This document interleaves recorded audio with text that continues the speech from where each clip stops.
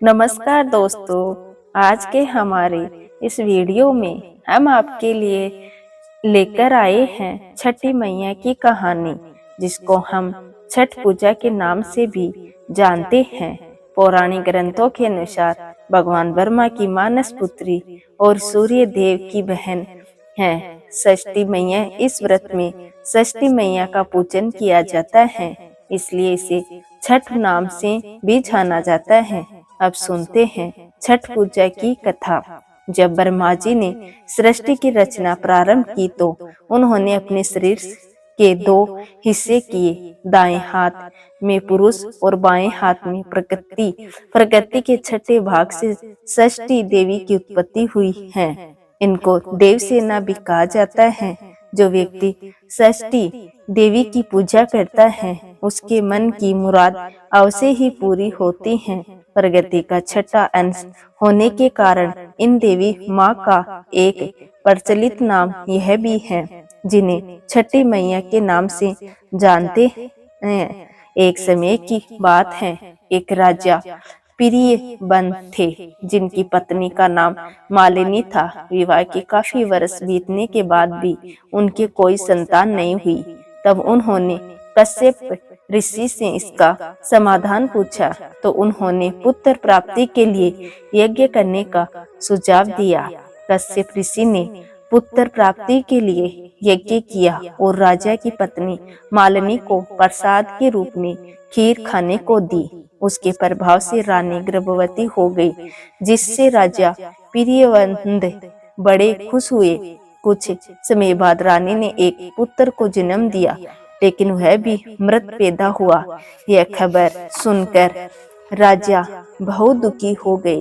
वे पुत्र के शव को लेकर शमशान गए और इस दुख के कारण अपना भी प्राण त्यागने का निश्चय कर लिया। जब वे अपने प्राण त्यागने जा रहे थे, तभी देवी देवसेन प्रकट हुई। उन्होंने राजा प्रियव्रत से कहा कि उनका नाम षष्ठी है। हे राजन, तुम मेरी पूजा करो और दूसरे लोगों को भी मेरी पूजा करने को कहो। लोगों को इसके लिए प्रेरित करो। देवी देवसेना की आज्ञानुसार राजा प्रियव्रत ने कार्तिक माह की शुक्ल पक्ष की षष्ठी तिथि को छठ पूजा की। उन्होंने ये पूजा पुत्र प्राप्ति की कामना से की थी। छठी मैया के शुभ आशीर्वाद से राजा प्रियव्रत को पुत्र की प्राप्ति हुई। तब से हर साल कार्तिक शुक्ल षष्ठी को छठ पूजा की जाने लगी। जो व्यक्ति जिस मनोकामना के साथ छठ पूजा का व्रत रखता है और उसे विधि विधान से पूरा करता है, छठी मैया के आशीर्वाद से उसकी मनोकामना अवश्य पूर्ण होती है। लोग पुत्र प्राप्ति और संतान के सुख जीवन के लिए यह व्रत रखते हैं। एक अन्य कथा के अनुसार एक राजा, अवध के राजा भगवान श्री राम और उनकी पत्नी माता सीता ने भी छठ का व्रत किया था।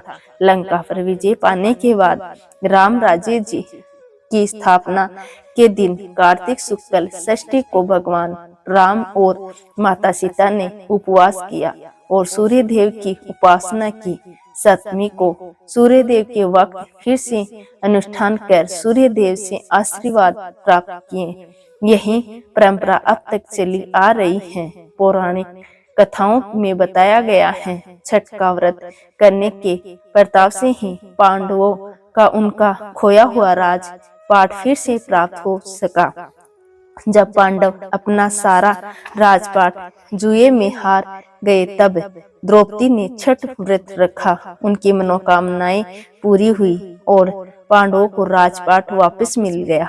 लोक परंपरा के अनुसार सूर्य देव और छठी मैया का संबंध भाई बहन का है, इसलिए छठ के मौके पर सूर्य की आराधना फलदायी मानी गई है। जय हो छठी मैया की। आपको यह वीडियो पसंद आया हो तो कमेंट करके जरूर बताएं और ज्यादा से ज्यादा मेरे चैनल को सब्सक्राइब करना ना भूलें। धन्यवाद दोस्तों।